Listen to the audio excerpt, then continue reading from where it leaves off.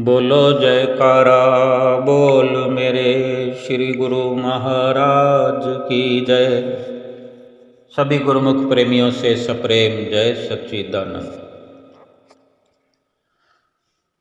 मनुष्य शरीर को पाकर इस शरीर का भरण पोषण और इसके सुख आराम में लगे रहना और अपनी जो वास्तविकता है उसको भूल जाना, ये हमारे लिए बड़ा भारी नुकसान है। महापुरुष समझाते हैं कि भारी नुकसान तो है, लेकिन नुकसान से भी ऊपर एक इशारा करते हैं कि केवल नुकसान ही नहीं बल्कि जन्म जन्मांतरों तक खुद अपने लिए दुख खरीदना और 84 लाख योनियों को खरीदने के समान नुकसान है। ये इतना भारी नुकसान है कि हम ऐसा कार्य करें जिसे 84 लाख योनियां हमारे हिस्से में आए, तो हम अंदाज़ा लगा सकते हैं कि महापुरुषों को कितनी चिंता है हमारे लिए। इतना बड़ा नुकसान हमारे लिए अगर हम खरीद रहे हों जिसका अनुमान लगाना मुश्किल हो, तो वास्तव में महापुरुषों को जो हमारी चिंता है, यदि हमें ये समझ में आ जाए कि मेरा जो ये जन्म है, ये जो जीवन है, इसका लक्ष्य क्या है, अगर हमें समझ में आ जाए मनुष्य जीवन का लक्ष्य क्या है, तो हम अपने वास्तविक काम में लगकर अपने लक्ष्य को पूरा कर सकते हैं। और ऐसा अगर हम करते हैं तो फिर इसके बराबर कोई बड़े से बड़ा और लाभ नहीं है। एक साधारण मनुष्य धन, पदार्थ, माल, मिल्कियत, मान, मर्तबा, इज्जत, हुकूमत के लाभ को ही लाभ समझता है, जीवन का लक्ष्य समझता है। अगर धन पदार्थ इकट्ठे कर लिए, माल, मिल्कियत, मान, बड़ाई, मर्तबा, इज्जत ये प्राप्त कर लिया तो समझता है कि मेरे इस जीवन का लाभ तो यही है। महापुरुष फरमाते हैं कि ये तुच्छ से तुच्छ वस्तुएं हैं, नाशवान हैं, नश्वर पदार्थ हैं। जो नाश होने वाली वस्तु होती है उसकी कोई औकात नहीं, कोई बिसात नहीं, उसको तुच्छ से तुच्छ समझना चाहिए, फिर वो कोई भी वस्तु क्यों ना हो। मनुष्य जन्म को तभी सार्थक कर सकता है जब उसके वास्तविक लक्ष्य को हल कर लिया जाए। यानी हमारा जीवन सार्थक तभी है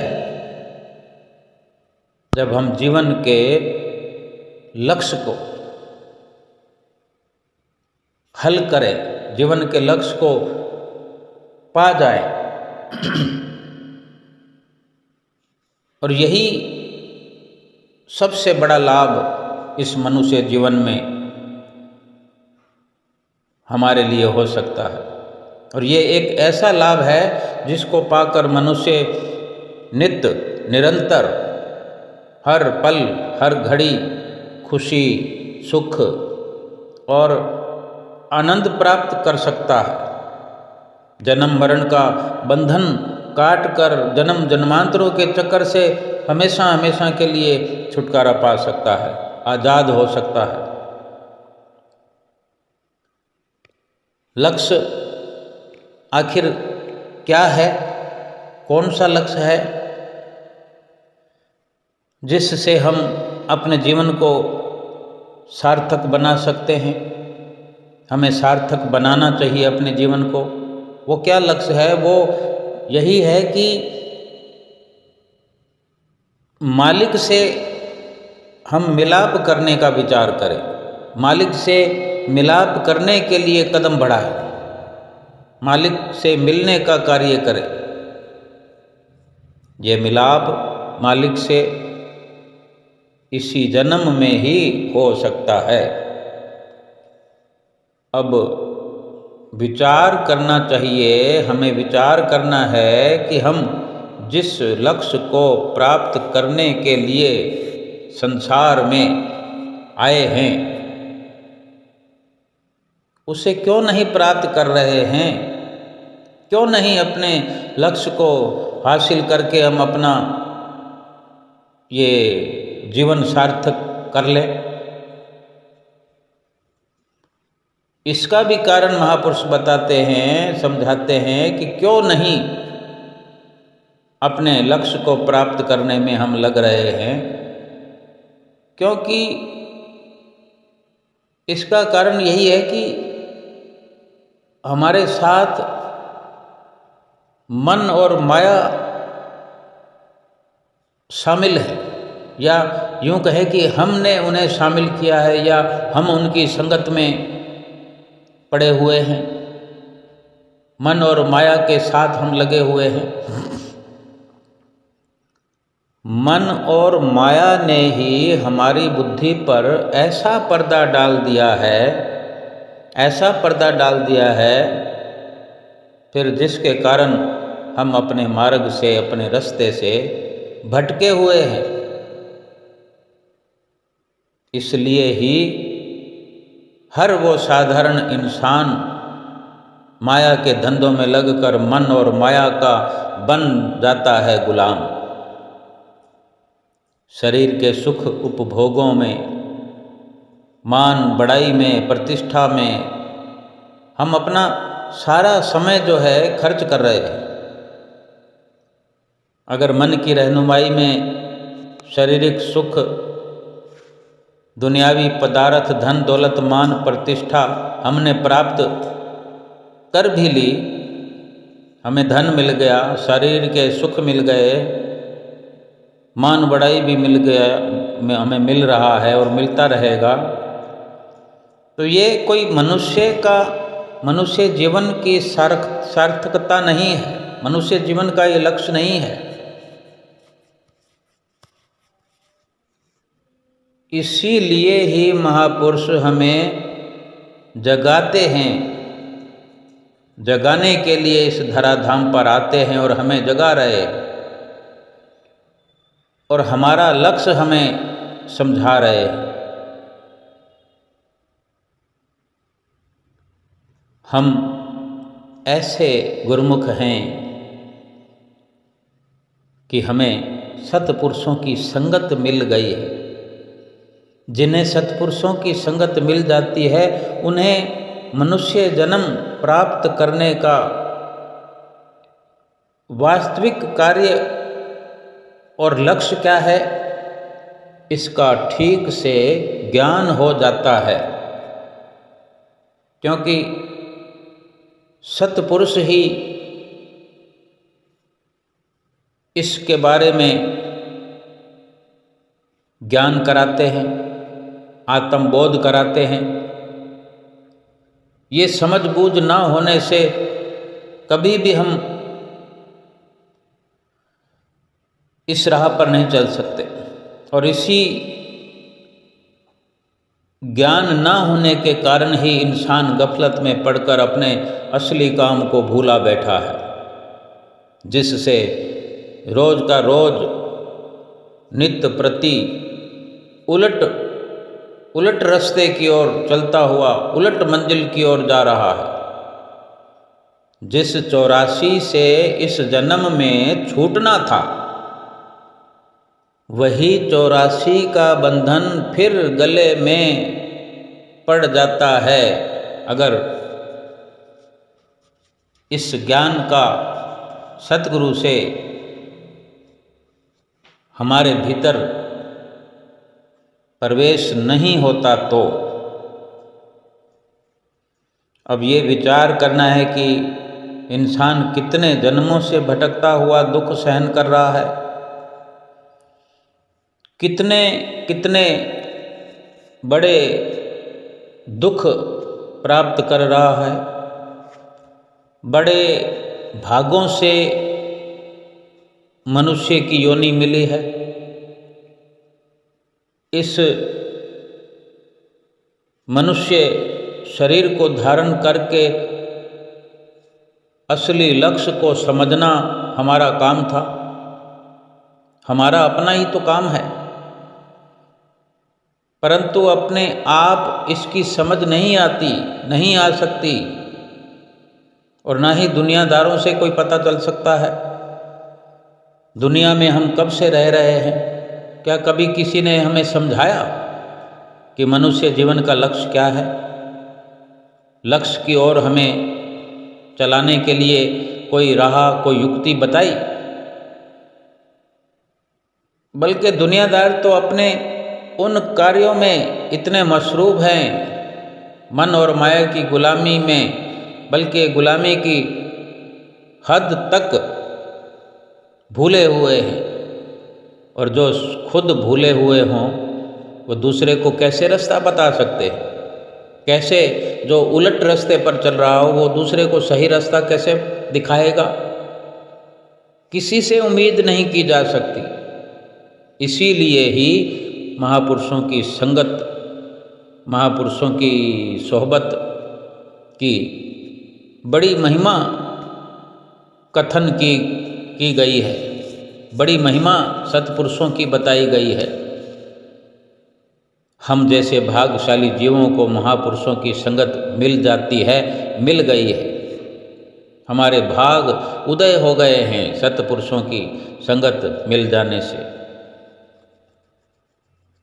अब जिनके भाग उदय हो जाते हैं, मतलब कि वे नरकों से छुटकारा पाकर मुक्ति के रास्ते पर आगे बढ़ सकते हैं।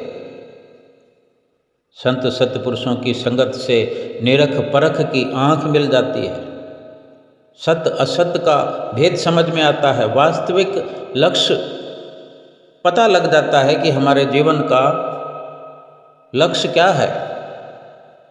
यदि इंसान यही समझता रहा कि शरीर के लिए, संबंधियों, मित्रों और कुटुंब परिवार के लिए जो कुछ कर लिया है हम या कर रहे हैं, बस यही लक्ष्य है, यही अपना काम है, इसका मतलब उसने खुद को केवल आज तक शरीर ही समझा है, शरीर ही समझ रहा है। परंतु उसको नहीं मालूम कि यदि शरीर अपना होता तो फिर छूट क्यों जाता शरीर। आए दिन हम ये समाचार भी सुनते हैं, खुद अपनी जुबान से भी किसी न किसी को समाचार ये सुनाते हैं कि फलां व्यक्ति शरीर छोड़ गया, फलां इस दुनिया को छोड़ गया। अपना होता तो छूटता क्यों शरीर?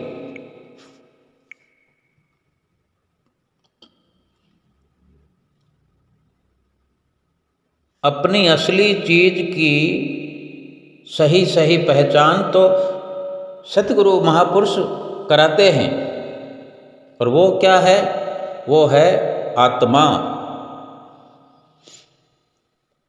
और इसी के लिए मनुष्य शरीर मिला है, आत्मा के लिए ही शरीर मिला है। इस शरीर को पाकर अपनी आत्मा का ही काम करना है,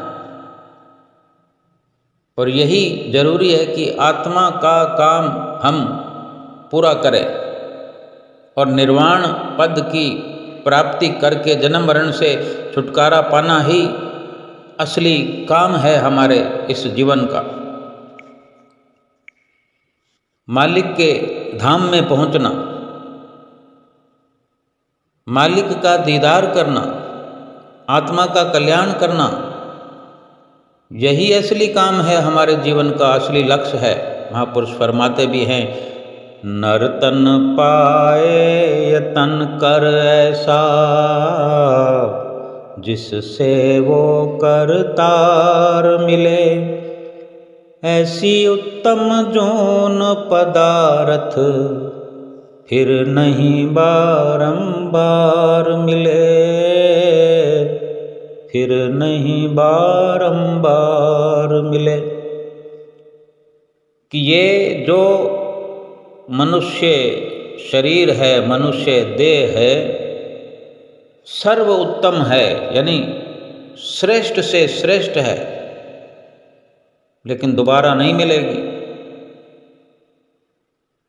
ये हर किसी को समझ में आना चाहिए कि ये जितनी श्रेष्ठ मनुष्य देह है, ये दोबारा मिलने वाले भी नहीं है। और ये भी पता नहीं कि कब हाथों से निकल जाएगी, फिसल जाएगी, कब ये शरीर छूट जाएगा। इसलिए इससे वो काम कर लें, अर्थात मालिक को प्राप्त कर लें। मालिक को प्राप्त करना और अपने भंडार से मिलना असली काम है, जिसके लिए मनुष्य की योनि मिली है, मनुष्य का शरीर मिला है। ये 5 भौतिक शरीर साथ तो जाएगा नहीं, यहीं पर ही रहना है। जब भी समय पूरा होगा शरीर छूट जाएगा, फिर मिट्टी की ढेरी बनकर रह जाएगा। 5 तत्व अपने तत्वों में मिल जाएंगे। अब हम ये विचार करें कि किस चीज को मालिक से मिलाएं। ये चीज इंसान के अंदर महान जो आत्मा है, जिसकी पहचान करनी है। यदि इस आत्मा की पहचान हो गई, समझ में आ गया, आत्मा की लखता हो गई, लख लिया आत्मा को, तो समझो परमात्मा की पहचान हो गई, परमात्मा का दीदार हो गया। परम संत कबीर साहब जी फरमाते हैं, जिन ये एको जानिया तो जानो सब जान, जिन ये एक न जानिया तो जानो सब अजान। मनुष्य ने भौतिक विद्या अधिक से अधिक पढ़ी है, फिलोसोफर बन गया है, कला में प्रवीण हो गया है, विद्वान बन गया है। यदि ये ज्ञान और आत्मा का ज्ञान प्राप्त नहीं किया, आत्मा की पहचान नहीं की, तो सब कुछ यहीं का यहीं धरा रह जाएगा। विद्वता भी पड़ी रह जाएगी और भौतिक विद्या भी, फिलॉसफरी भी पड़ी रह जाएगी। सारी कलाओं में प्रवीण होना, इस सब का सब यहीं धरा का धरा रह जाएगा। आत्मा की पहचान नहीं की तो समझ लो कुछ नहीं किया। यदि आत्म विद्या के एक ज्ञान को जान लिया तो समझो सब कुछ जान लिया। क्योंकि सबसे जरूरी यही जानना हमारा लक्ष्य था कि आत्मा क्या है, आत्मा का क्या करना है, आत्मा को परमात्मा से मिलाना है। ये आप भी सब अनुमान लगा सकते हैं। महापुरुष फरमाते हैं कि सब लोग आप ये समझ सकते हैं कि दुनिया में बड़े बड़े साइंसदान, ऊंचे ऊंचे पद वाले नियुक्त हैं, बैठे हैं बड़े बड़े ओहदों पर, बड़ी बड़ी कुर्सियां लेके। क्या वो इस दर्जे पर पहुंच सकते हैं? आत्मा की पहचान कर सकते हैं? नहीं कर सकते, उनमें सामर्थ्य नहीं है। आत्मा का ज्ञान तब तक नहीं मिल सकता जब तक जीव सत्य पुरुषों की संगत में नहीं आता। जरा सोच कर देखें हम कि ये कितनी ऊंची विद्या है कि आत्म ज्ञान को पाकर हम परमात्मा से मिल सकते हैं, परमात्मा तक पहुंच जाते हैं। अगर हम परमात्मा से मिल जाएं तो क्या कोई बाकी काम शेष रह जाएगा? या कोई हमें असफल मान सकता है? जब परमात्मा से मिलन हो जाए तो हमें असफल कोई मान ले, उसके लिए हम कहीं प्रस्तुत थोड़ी रहेंगे। हमारा कुछ अवशेष मात्र इस दुनिया में नहीं रहेगा। शरीर मिट्टी में मिल गया, पांच तत्वों में मिल गए और आत्मा परमात्मा में मिल गए, तो क्या ऐसा बाकी रहेगा जो हम पर कोई सवालिया निशान खड़ा करेगा कि हम सफल हुए कि असफल हुए? परमात्मा की अंश है आत्मा, परमात्मा में मिल गई, बस हमारा यही असली काम था, वो हो गया। इसलिए जिसने आत्म ज्ञान प्राप्त करके अपनी आत्मा के लिए ये यत्न शुरू कर दिया कि आत्मा परमात्मा का अंश है, परमात्मा के साथ इसको मिलाना है, यही मेरे जीवन का लक्ष्य है, जिसने ये समझ लिया और चल पड़ा इस राह में, उसके सारे काम पूरे हो गए। और इस कार्य को करने वाले के पास जरूरत की सब वस्तुएं, सब चीजें अपने आप पहुंच जाती है। जब ये मालूम हो जाता है कि ये दुनिया मिथ्या है, शरीर मिथ्या है, और उन्हीं के लिए परिश्रम करते रहना नादानी है, बचपना है।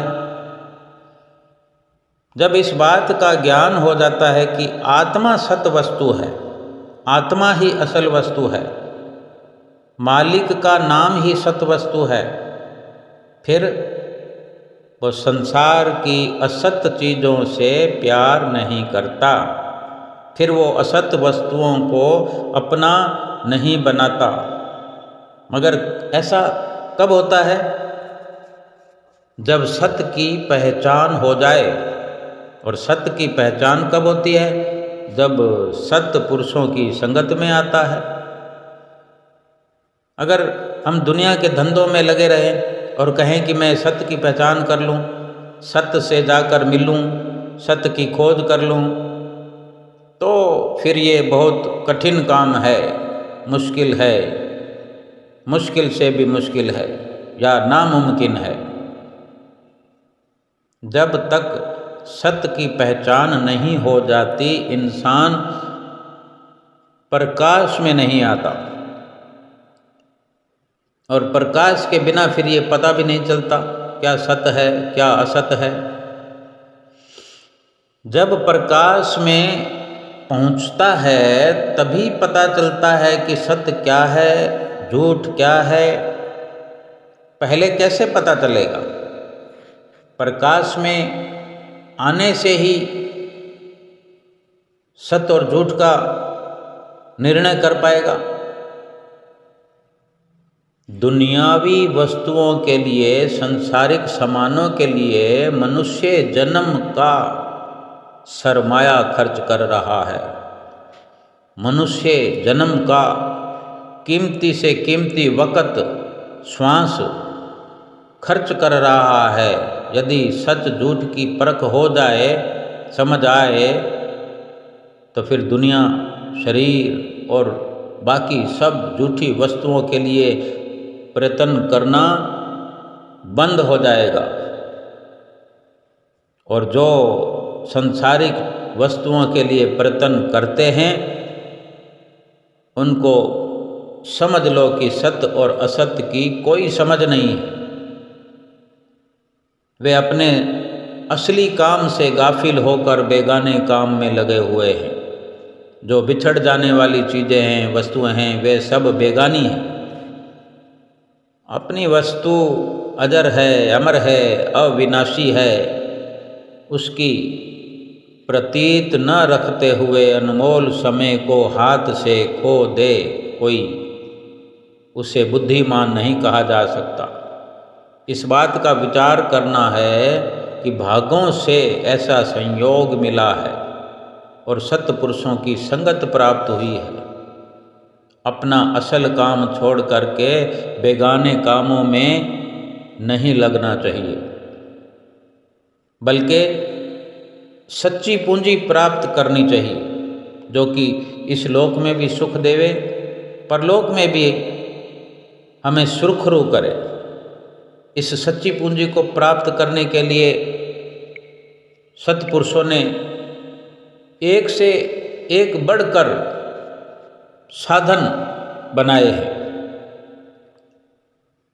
आत्मा की पहचान किस तरह होगी, परमात्मा से कैसे मिलाप होगा, वो साधन ये है कि जब इंसान मालिक की भक्ति करके, नाम का सुमरण करके, नियम पूर्वक साधन करेगा, तो इंसान के अंदर से धीरे धीरे जो झूठ की बनावट है वो अंदर से बाहर पूरी तरह निकल जाएगी और सत्य का प्रकाश जो है भीतर प्रवेश कर जाएगा। और एक दिन ऐसा आ जाएगा कि सत्य को सत्य और असत्य को असत्य समझने लगेगा। भीतर में अपने अंदर में प्रकाश हो जाएगा, जिसको पाकर फिर कभी भी माया की झिलमिल, झूठे पदार्थों, मनमोहक दृश्यों में फिर भटकना नहीं होगा। फिर भटकना समाप्त हो जाएगी, वो निश्चल और अचल हो जाएगा इंसान। और इसी प्रकार हर वो इंसान मालिक के नाम में लीन होकर सच्चा सुख, सच्चा आनंद तथा सच्ची खुशी को प्राप्त कर लेगा, जिसके बाद कोई भी संसार का दुख नहीं होगा, कोई कल्पना नहीं होगी, कोई चिंता नहीं सताएगी। ये जन्म केवल इसीलिए मिला है कि हम मालिक की भक्ति करें।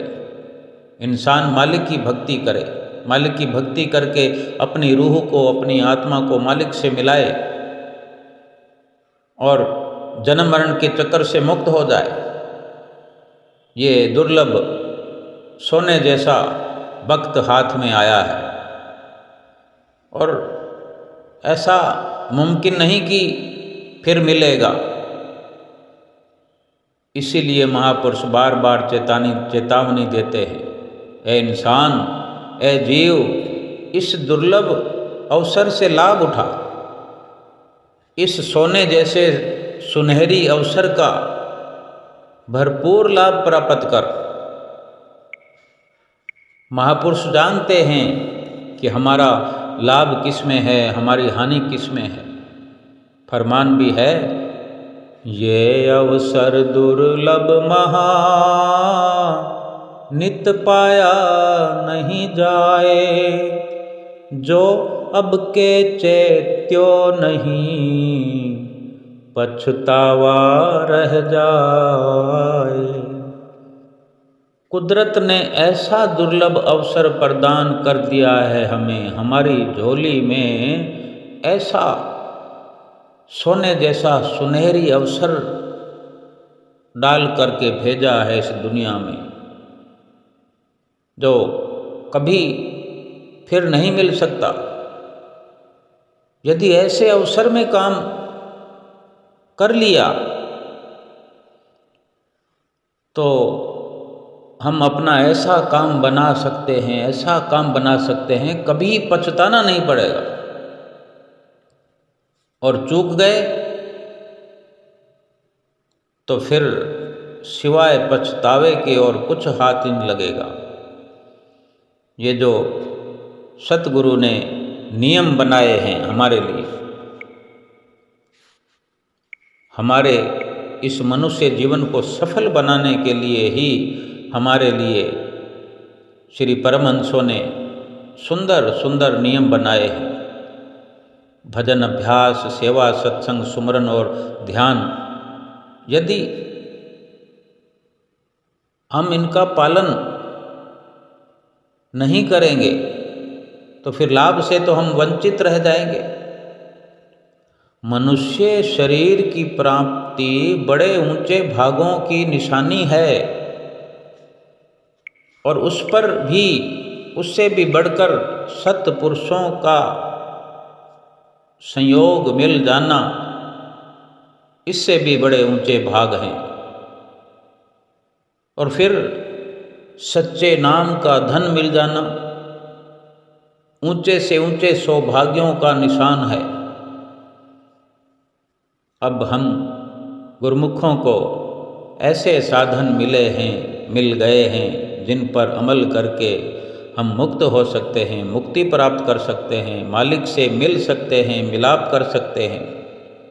इसलिए गुरुमुख सत्पुरुषों के वचनों पर अमल करते हुए और भक्ति के नियमों का पालन करते हुए हम अपने जन्म को सफल बनाएं, जीवन का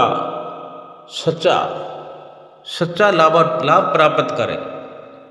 और ये झूठी वस्तुएं, संसार की झूठे लोभ में पड़कर जो हम अपना समय व्यर्थ गंवा रहे हैं, अगर हम सच्ची वस्तु को प्राप्त करें तो ये झूठी वस्तुएं तो फिर बड़ी आसानी से अपने आप कुदरत की ओर से उपहार में मिलती है। क्या भगवान की भक्ति करने वालों को प्रसन्नता के लिए कोई अलग से साधन करना पड़ता है? भक्ति में ही सब कुछ उन्हें मिलता है। क्या संसार के किसी सामानों की फिर उनके चित्त में जगह रहती है? कोई जतन नहीं करते, लेकिन सब कुछ उन्हें भक्ति के अंदर मिल जाता है। और भक्ति में ही सारे संसार के लाभ, सारे सामानों के सुख भरे पड़े हैं। इसलिए भक्ति का ये सत्पुरुषों का जो हमारे लिए फरमान है, उनकी आज्ञा में चलते हुए, उनकी सोहबत संगत में चलते हुए, उनके वचनों की पालना करते हुए अपनी आत्मा को परमात्मा से मिलाने का जतन करें, लोक परलोक सुहेला करें। बोलो जयकारा बोल मेरे श्री गुरु महाराज की जय।